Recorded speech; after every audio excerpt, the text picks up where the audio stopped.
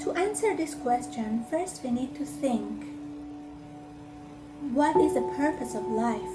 Why we are here on earth? Now, if we think about it deeper, we will realize that we are all here to grow and learn. The whole purpose of life is evolution.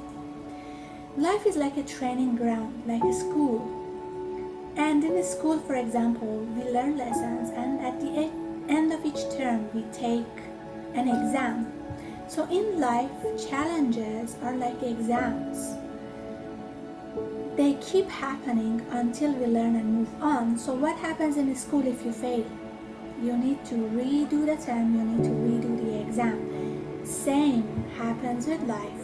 So if a challenge happens and we don't learn the lesson, we need to redo it again. So means all these repeated patterns happen because there is a lesson for us to learn. The good news is once we learn the lesson, they stop. Karma is not fatalistic. It's evolutionary in process.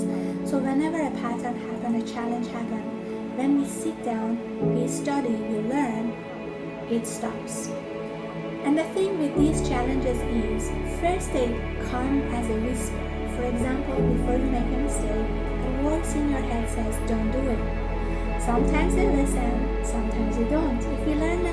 If you listen, we learn, we move on. If we don't, these challenges has to become bigger and bigger and bigger and stronger until we really sit down, learn, and move on.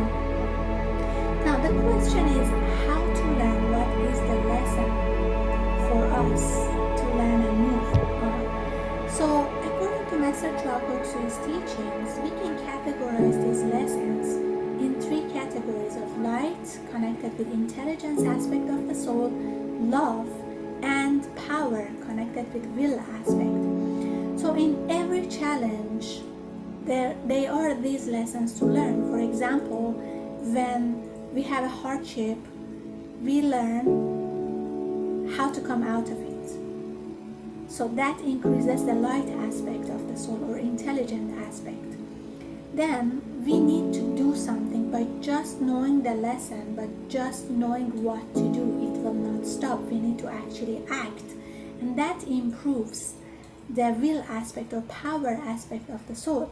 And once we move on, then we know how it feels to be in that situation, right? So next time when we see someone in that situation, we actually go out and help them. So that improves the love aspect of the soul.